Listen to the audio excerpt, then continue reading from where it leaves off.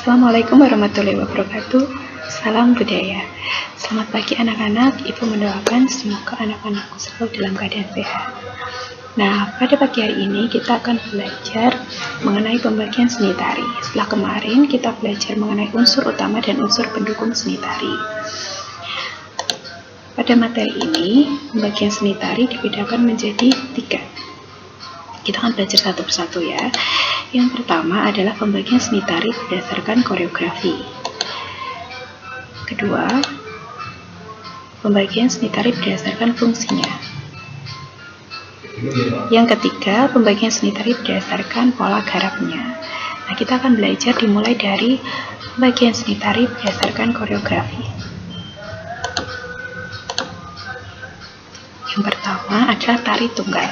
Nah, sebelumnya Ibu sampaikan dulu, koreografi yang dimaksud di sini adalah bentuk penyajian ketika di atas panggung. Ini dibedakan menjadi 3. Yang pertama adalah tari tunggal.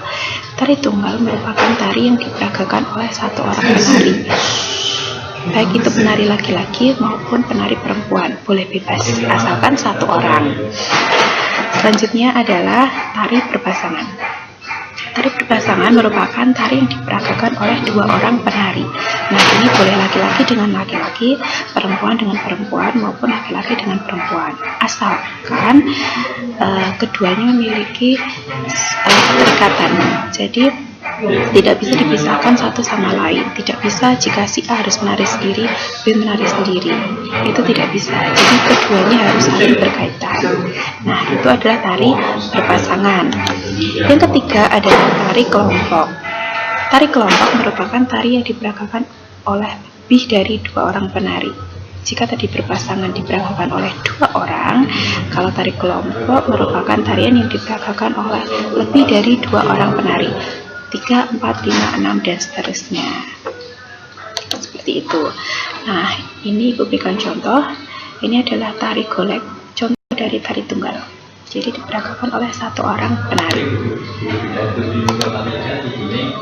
Contoh yang kedua adalah tari berpasangan. Di sini ada tari Bambangan Cakil. Yang sedang berdiri tanjak itu adalah Bambangan, kemudian yang berkostum merah itu adalah Cakil. Buto Cakil. Lalu contoh yang ketiga adalah, nah ini tentunya anak-anak sudah tidak asing ya, namanya tari Kecak. Dilakukan oleh lebih dari 2 orang penari. Dihitung saja ada berapa. Itu namanya tari kelompok. Nah, selanjutnya, setelah tadi kita belajar pembagian seni tari berdasarkan koreografi, sekarang kita akan belajar pembagian seni tari berdasarkan fungsinya. Yang pertama adalah tari upacara. Tari upacara ini sebagai sarana upacara adat atau upacara keagamaan. Jadi hanya dipentaskan pada acara-acara tertentu saja yang sifatnya itu ritual. Adapun ciri-cirinya, yang pertama bersifat magis atau sakral. Kemudian ada sesaji, unsur pendukungnya sederhana, iringan musik sederhana, monoton tetapi menggugah. Yang kedua adalah tari pergaulan. Nah, tari ini sifatnya itu menghibur, memiliki ciri-ciri moodnya gembira. Jadi disampaikan, ditarikan dengan mood yang gembira, suasana yang gembira. Kemudian bersifat rekreatif. Tadi sudah Ibu jelaskan sebagai hiburan. Nah, kemudian biasanya melibatkan banyak peserta. Biasanya ini melibatkan penonton, cirinya adalah seperti itu. Yang ketiga, tari pertunjukan. Hampir semua jenis tari itu masuk tari pertunjukan ya, tetapi tari pertunjukan yang dimaksud di sini adalah dia memiliki faktor imajinasi dan kreativitas yang tinggi. Kemudian lokasi pementasannya pun khusus dan direncanakan secara profesional. Jadi biasanya lokasi pementasannya itu seperti misal di hall atau di auditorium dan memiliki kepanitiaan atau kru. Mudahnya seperti itu. Jadi memang sudah disiapkan sedemikian rupa. Ini contohnya, yang pertama adalah tari upacara. Ini ada tari bedoyo yang biasa hanya ditampilkan atau dipertunjukkan di keraton, biasanya seperti itu. Kemudian yang kedua adalah tari tayub. Nah, bisa dilihat ya, di sini ada turis yang ikut menari. Biasanya tarian pergaulan ini tarian yang melibatkan penonton. Ini adalah contoh tari pergaulan. Yang ketiga adalah tari pertunjukan. Nah, tarian pertunjukan ini dia lebih bebas, memiliki daya kreativitas yang tinggi, dan pertunjukannya pun sudah diset sedemikian rupa. Jadi seperti itu merupakan pembagian seni tari berdasarkan fungsinya.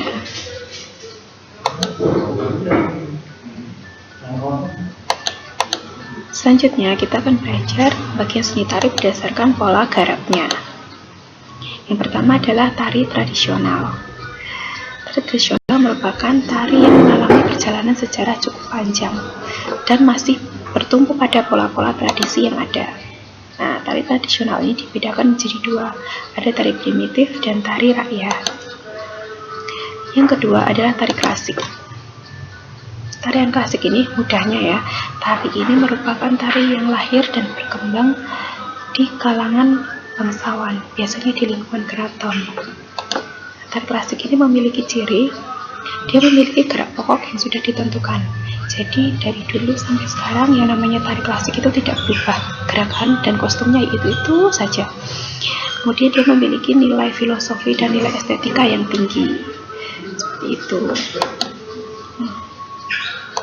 Yang ketiga adalah tari kreasi. Nah, tari kreasi ini adalah tari yang sudah sifatnya lebih bebas dan sudah tidak bertumpu pada pola-pola tradisi, tetapi masih sangat memperhatikan keindahan. Jadi proses penggarapannya lebih kreatif, daya imajinasinya lebih tinggi, seperti itu ya. Nah, di sini sudah Ibu berikan contoh. Yang pertama adalah contoh tari upacara. Di sini ada tarian dari Kalimantan, yaitu tari hudok, yang tujuannya untuk mengusir hama. Nah, yang kedua ini ada tari klasik, namanya tari bedoyo, biasanya hanya dipentaskan di lingkungan keraton. Nah, yang ketiga adalah tari merak. Nah, ini yang Ibu tadi sudah jelaskan, dia lebih bebas, penggarapannya lebih kreatif. Nah, jadi seperti itu. Kita hari ini sudah belajar pembagian seni tari yang dibedakan dari 3 hal. Pembagian seni tari berdasarkan koreografi. Yang pertama ya tadi dibedakan menjadi 3, yaitu apa? Tari tunggal, tari berpasangan, dan tari kelompok. Kemudian pembagian seni tari berdasarkan apa tadi? Fungsinya. Yang pertama adalah tari upacara, kemudian yang kedua tari pergaulan, dan yang ketiga tari pertunjukan. Nah, kemudian pembagian seni tari berdasarkan pola garapnya dibedakan juga menjadi 3. Yang pertama tari tradisional, yang kedua tari klasik, dan yang ketiga tari kreasi. Nah, seperti itu ya nak. Semoga apa yang Ibu sampaikan bisa anak-anakku pahami dengan baik. Selanjutnya, time to quiz. Nah, ini adalah tugas anak-anak. Buatlah sebuah peta konsep atau bagan konsep materi pembagian seni tari yang telah kalian pelajari hari ini agar kalian lebih mudah untuk mempelajari dan memahaminya sendiri. Kerjakan di buku catatan, kemudian di-upload di Google Classroom atau WhatsApp Ibu ya. Nah, untuk yang belum tahu apa itu peta konsep atau bagan konsep, ini berikan contoh. Contoh peta konsep yang pertama, ini dari pelajaran seni. Nah, anggaplah pada hari itu mereka belajar seni. Nah, yang mereka pelajari itu 2 hal, pengertian seni dan konsep seni. Di mana konsep seni mereka belajar konsep seni yang ditinjau dari aspek fisik, isi, estetika, dan nilai. Kemudian peta konsep yang kedua ini dari pelajaran PPKN. Mereka belajar Pancasila. Yang Pancasila itu dibedakan menjadi ideologi negara dan dasar negara. Kemudian mereka belajar bagaimana sifat positif terhadap nilai Pancasila dalam kehidupan berbangsa, bernegara, dan bermasyarakat. Nah, kira-kira peta konsep itu seperti itu. Nah, silahkan kalian kerjakan sepemahaman kalian semaksimal mungkin. Apapun hasilnya, insya Allah Ibu terima dengan baik sebagai proses kalian belajar. Tidak ada yang salah ya dalam belajar. Nah, Yang pertama kita akan belajar mengenai pembagian seni tari berdasarkan koreografi. Sebelumnya Ibu jelaskan terlebih dahulu, koreografi di sini yang dimaksud adalah bentuk penyajian ketika di atas panggung. Dibedakan menjadi 3. Yang pertama adalah tari tunggal, tari yang diperagakan oleh 1 orang penari. Boleh laki-laki saja, boleh perempuan saja. Yang kedua adalah tari berpasangan, tari yang diperagakan oleh 2 orang penari. Boleh laki-laki dengan laki-laki, perempuan dengan perempuan, maupun laki-laki dengan perempuan. Asalkan kedua penari tersebut memiliki keterikatan, jadi merupakan satu kesatuan yang tidak dapat dipisahkan. Tidak dapat jika A harus menari sendiri, B harus menari sendiri, seperti itu. Lalu yang ketiga adalah tari kelompok, di mana tarian tersebut merupakan tarian yang diperagakan oleh lebih dari 2 orang penari. Jadi 3, 4, 5, 6, 7, seterusnya, seperti itu ya. Nah, ini sudah diberikan contoh. Yang pertama adalah tari golek, merupakan contoh dari tari tunggal. Yang kedua adalah tari berpasangan, yaitu tari Bambangan Cakil. Yang sedang tancap berdiri itu adalah Bambangan. Kemudian yang memakai kostum warna merah itu adalah Buto Cakil. Contoh yang ketiga adalah contoh tari kelompok. Pasti anak-anak sudah tidak asing, yaitu tari kecak. Coba dihitung saja, itu pasti lebih dari 2 ya. Nah, selanjutnya adalah pembagian seni tari berdasarkan fungsinya. Yang pertama adalah tari upacara, sebagai sarana upacara adat atau keagamaan. Jadi hanya dipentaskan pada acara-acara ritual saja, sehingga dia memiliki ciri-ciri bersifat magis, adanya sesaji, kemudian unsur pendukung sederhana, musik sederhana, monoton tetapi menggugah. Yang kedua adalah tari pergaulan. Nah, tari pergaulan ini memiliki sifat menghibur. Jadi dia memiliki ciri-ciri mood yang gembira, ditarikan dengan suasana yang sukacita, gembira, kemudian bersifat rekreatif karena dia sebagai hiburan, dan biasanya melibatkan penonton, sehingga melibatkan banyak peserta. Yang ketiga adalah tari pertunjukan. Sebenarnya hampir semua jenis tari itu merupakan tari pertunjukan, tetapi tari pertunjukan yang dimaksud di sini adalah dia memiliki imajinasi dan kreativitas yang tinggi, dan biasanya lokasi pementasannya pun khusus seperti hall atau auditorium, dan direncanakan dengan profesional. Jadi memiliki kepanitiaan khusus, memiliki kru, mudahnya seperti itu ya. Nah, contohnya ini adalah yang pertama adalah tari upacara. Ini ada tari bedoyo yang biasa dipentaskan di lingkungan keraton dan pada situasi-situasi tertentu saja. Yang kedua adalah contoh dari tari pergaulan. Di sini ada tari tayub. Tari tayub, nah bisa dilihat di situ ada turis yang ikut menari. Tadi Bu sudah bilang kalau tari pergaulan itu biasanya melibatkan penonton. Nah, itu contohnya. Penontonnya ikut menari. Yang ketiga adalah tari pertunjukan. Di sini dia lebih bebas, lebih kreatif, tetapi masih memperhatikan unsur keindahan dan digarap secara profesional. Seperti itu ya. Selanjutnya adalah pembagian seni tari berdasarkan pola garapnya. Yang pertama adalah tari tradisional. Tari ini memiliki perjalanan sejarah yang cukup panjang dan masih bertumpu pada pola-pola tradisi yang ada. Dibedakan menjadi 2, yaitu tari primitif dan tari rakyat. Yang kedua adalah tari klasik. Mudahnya, tari klasik ini adalah tarian yang lahir dan berkembang di kalangan bangsawan, biasanya di lingkungan keraton. Nah, tarian ini memiliki gerak pokok yang sudah ditentukan. Jadi dari dulu sampai sekarang, tarian dan kostumnya yaitu itu saja, tidak boleh berubah.